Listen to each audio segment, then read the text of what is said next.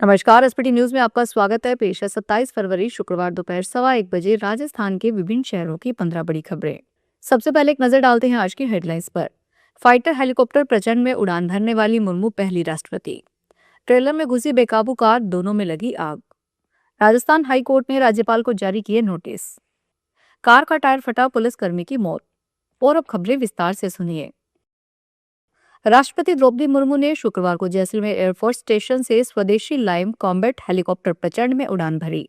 वे helicopter प्रचंड में बतौर को पायलट उड़ान भरने वाली देश की पहली राष्ट्रपति है। राष्ट्रपति ने उड़ान के दौरान हेलीकॉप्टर के कॉकपिट से सैल्यूट किया। राष्ट्रपति मुर्मू इससे पहले लड़ाकू विमान सुखोई और राफेल में उड़ान भरने वाली देश की पहली महिला राष्ट्रपति बनी थी।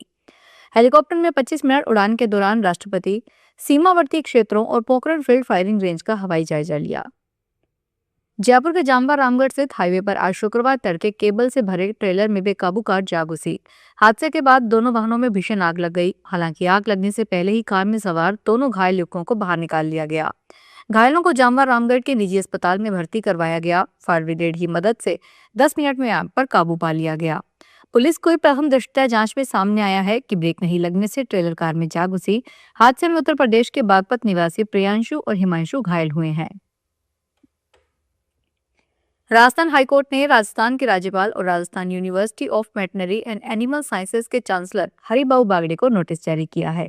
जस्टिस आनंद शर्मा की अदालत ने यह नोटिस डॉक्टर आर के बागेरवाल की याचिका पर सुनवाई करते हुए जारी किया। याचिका में राज्यपाल द्वारा यूनिवर्सिटी के कुलगुरु की नियुक्ति को चुनौती दी गई है। राज्यपाल ने डॉक्टर संबंत व्यास को 4 सितंबर 2025 को वीसी नियुक्त किया था। याचिका में कहा गया कि वीसी की नियुक्ति नियमों के विपरीत की गई है, इसे रद्द किया जाए। अजमेर के जेएलएन अस्पताल में रात एक कंटेनर की टक्कर से पीएम केयर ऑक्सीजन प्लांट की पाइपलाइन टूट गई। यह घटना उस समय हुई जब कंटेनर अस्पताल के मेडिसिन न्यू ब्लॉक में बेड और अन्य सामान लेकर आया था।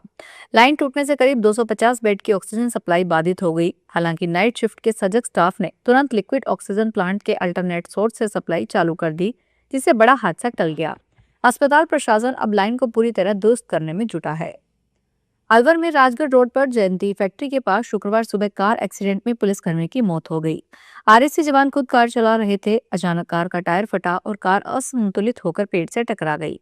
यह घटना शुक्रवार सुबह 5 बजे के आसपास की है। परिवार के लोगों ने बताया कि मालाखेड़ा थाना क्षेत्र के कोठियारी का बास निवासी 48 वर्षीय अशोक कुमार मीना कटी घाटी अलवर में रात्रि ड्यूटी पर तैनात थे।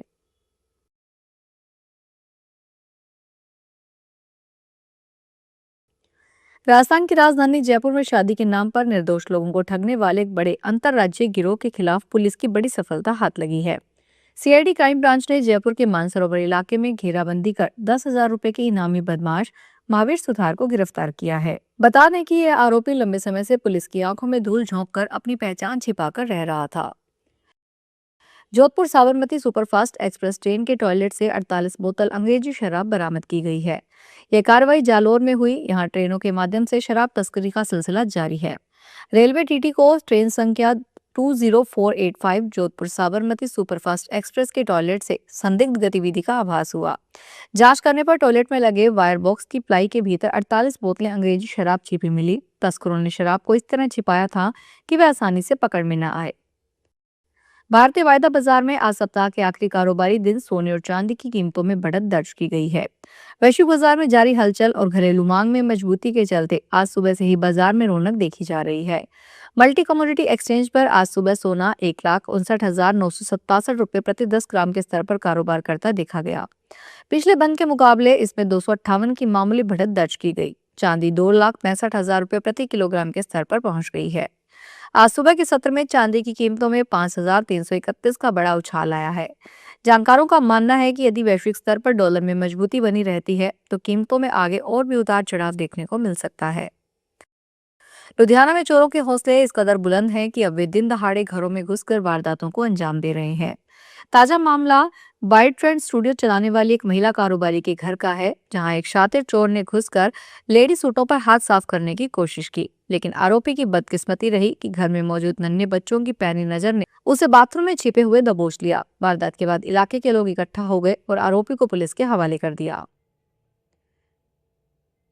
राजस्थान सरकार और ठेका कंपनी भारतीय कंस्ट्रक्शन कंपनी के बीच 3 दशकों से चल रहा कानूनी विवाद अब अपने अंतिम पड़ाव पर है।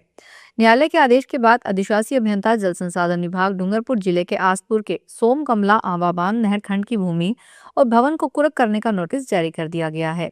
विभाग के कार्यालय, पुलिस थाने और सार्वजनिक स्थलों पर कुर्की के नोटिस चस्पा होने के समूचे महकमे में हड़कंप मच गया है।